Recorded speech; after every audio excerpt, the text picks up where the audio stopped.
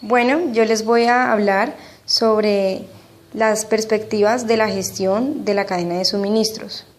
Para ello, comenzaremos hablando sobre el trabajo que se realiza por distintos autores, donde se evalúan las aplicaciones de la teoría general de los sistemas a través de los distintos actores y se sugiere una perspectiva más amplia para el alcance de un mejor desarrollo de la cadena de suministros.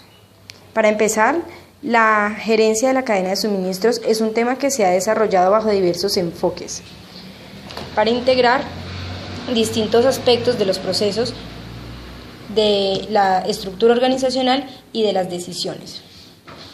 Inicialmente se debe diferenciar la gestión de la cadena de suministros con la cadena de suministros en sí misma, pues para conocer sobre la gestión es necesario primero conocer los atributos de la cadena de suministros. Para ello, dos autores, Morris y Evers, establecen la importancia de promover actividades de comunicación que permitan lograr una buena coordinación de la interacción entre proveedor y el consumidor en las redes de distribución, además de tener en cuenta que un atributo definitorio de la cadena de suministros son las interacciones humanas. Desde otra perspectiva, Stevenson define la cadena de suministros como una secuencia de procesos que permiten desarrollar, además de una interacción, permite involucrar distintos aspectos como lo son las operaciones, los proveedores, almacenes y puntos de venta. Además, Stevenson diferencia dos tipos de cadenas de suministro, una relacionada con la manufactura y otra relacionada con los servicios.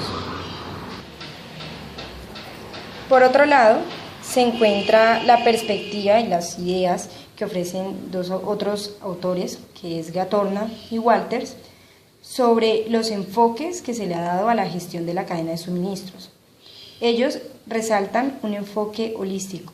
Este enfoque, recordemos que viene desde la perspectiva de Aristóteles y trata de poner o sobrellevar todas las cosas como si formaran una sola. Es por eso que ellos hablan de un enfoque que entre organizaciones que permita una integración total entre ellas. Esto, según él, permite, además de acortar muchos tiempos y acortar ciertas complejidades que hay en esa comunicación. Cuando dice organizaciones, no solamente se refiere al proveedor con la empresa como tal, sino que también habla de la línea de distribución y habla entre los mismos competidores que pueden formar una estrategia para sacar adelante proyectos de investigación, y esto enriquece más la competencia y el sector en el que se desempeña. Ahora, por otro lado, encontramos la perspectiva de Hanfield y Nichols, que explican que la logística se basa más que todo en la explicación de la logística renacentista, que es a partir de la cual se comienzan a desarrollar las demás empresas. Según ellos, la logística renacentista se enfoca en la reducción de los tiempos de información, en el fortalecimiento de redes, esto incluye una buena comunicación, en un cambio en la globalización de los mercados. Este cambio se da porque además de eso ya aparecen clientes más exigentes, aparecen los prosumidores y aparecen distintos aspectos que ya no se basan solamente en la producción, sino en ofrecer otro tipo de factores que antes no se tenían en cuenta. Y por otro lado está también en la estabilización de políticas económicas y un rápido crecimiento del ambiente doméstico e internacional. El ambiente doméstico se refiere al comportamiento que tienen las empresas como tal en los países donde se originaron, como ya ellos no son un monopolio en ese país, sino que tienen cierta competencia que viene de distintos sectores, se enriquece más ese ambiente doméstico y además de eso las empresas tienden a internacionalizarse, es decir, a dominar otros mercados, a dominar otros países y a comenzar a exportar sus conocimientos también hacia otros lugares. Ellos también explican que la cadena de suministros se comporta como un sistema que ellos hablan, bueno, un sistema en el cual la cadena de suministros tiene un flujo y una transformación de la materia prima que llega hasta el consumidor final. Para permitir ese flujo hay una serie de procesos que según ellos son necesarios para garantizar la buena gestión de la cadena de suministros. Ahora bien, la administración de la cadena de suministros es definida como la integración de actividades en la cual se integran, pues, valga la redundancia, de la cual hacen parte distintos factores y que permiten mejorarlos. Entre ellos está el manejo de la información, la interventoría, los mejores órdenes de procesamiento, el servicio al cliente, la producción e incluso se analiza el sistema de empaques. Como ya hemos visto en nuestra clase, esto es algo que desarrollan mucho las empresas que hacen distintos productos, pues los empaques pueden crear una insignia dentro de las empresas, dentro de las organizaciones, y los empaques son también una muestra de la innovación continua y de las inversiones que desarrollan las mismas. Ahora bien, para comprender las complejidades de la gestión de la cadena de suministros, se han precisado distintos modelos genéricos que involucran por lo general 3 dimensiones, que son tecnologías de la información, factores humanos y estrategias que recaen en la estructura organizacional. La interacción entre estos aspectos van a permitir distintos resultados.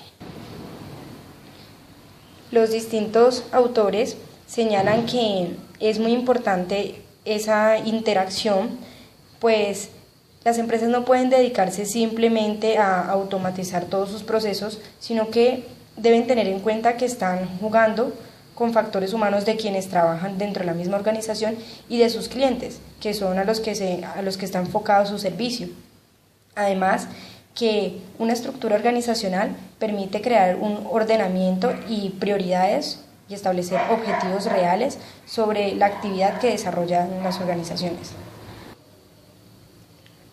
Por otro lado, evaluando una perspectiva amplia de la cadena de suministros como un sistema, según el biólogo Bertalanffy, concluye que un sistema es la suma de sus componentes, que además los sistemas reales son abiertos y que interactúan entre ellos y son influenciados por ambientes externos, los cuales brindan otras propiedades, además de agregarles a las que ya pues tienen y cambiarlas, y esto les permitirá evolucionar. Así habrán pues más uso de otros recursos de los que disponga la organización. Por otro lado, Jordan indica que el modelo genérico de la cadena de suministros cambia a través del tiempo. Se desarrolla además con las distintas etapas y a partir de las relaciones entre las distintas organizaciones. Recordábamos entonces como Morris y Evers hablaban de la importancia de la buena comunicación entre organizaciones, y Jordan recae y hace hincapié precisamente en esto. Y esta organización no solamente va a ser entre las mismas empresas, los mismos actores empresariales, sino que también va a ser con las organizaciones y la cadena de suministros directamente. En su análisis discute además la aplicación de los sistemas teóricos. Ya habíamos hablado sobre los modelos genéricos para el campo de la información. Cuando estudia las distintas teorías que se dan con relación a los sistemas de información, se permite también relacionarla con los sistemas de la cadena de producción, con la gestión de la cadena de suministros. De esta forma, él define 4 principios básicos para permitir esa gestión y que tiene implícitos los modelos genéricos, los que ya se habló. Estos principios son, primero, el primero de ellos contempla los límites que tiene la organización. Al contemplar esos límites, la organización va también a contemplar cuáles son los problemas de emergencia que pueden conducir a un mal rendimiento. Y así toma en cuenta que las decisiones que tengan en un sector, como digamos el sector en la parte de ventas de acciones, puede repercutir y tiene una consecuencia directa con los objetivos del mercado y la globalización en la que esté pues poniéndose a la organización. Además, se establece que según el grado de madurez que tengan las empresas, y pues será también el grado de madurez que se dé en la cadena de suministros, y esto pues genera que las situaciones que son menos adaptables dentro de la organización cambien por fuerzas del entorno. Esas fuerzas del entorno tienen directa repercusión en la integración de las otras actividades, pues precisamente, como ya se dijo, va a iniciar un cambio en ellas. El segundo principio que analiza Jordan promueve la externalización de las funciones a otras organizaciones. La externalización, según lo establece, crece entre más recursos dispongan las organizaciones. Estos recursos van a ser necesarios para suplir las nuevas actividades en las que comiencen a intervenir la empresa y que se agregan a la cadena de suministros. El tercer principio contempla el carácter heterogéneo de los elementos de la cadena de suministros. Así, establece que pueden existir sistemas de otros sistemas y pues bajo este principio se considera que hay subsistemas dinámicos que participan e interactúan con el sistema principal. Esta es como la imagen que quisimos mostrar aquí de un sistema grande que interactúa con los otros y que al mismo tiempo pues tiene distintas características. Por último, se encuentra el principio de los sistemas de información. Este principio contempla que el crecimiento de los sistemas de información puede ocurrir por la interacción del usuario con el sistema directamente. Recordemos que cuando él habla de usuario no se refiere simplemente a los clientes de un servicio o a los clientes del producto que se está realizando, sino que se refiere también a la empresa con el sistema interno que tiene y con el sistema externo, desde una vista macro y una vista micro. A través, en la cadena de suministros se evidencia pues esta interacción y este incremento a través del aumento de logros en servicios, en productos, en información, en conocimiento. Para aumentar los logros en estas áreas se necesitan más recursos y estos son los que podrán asegurar la efectividad en la gestión de la cadena de suministros.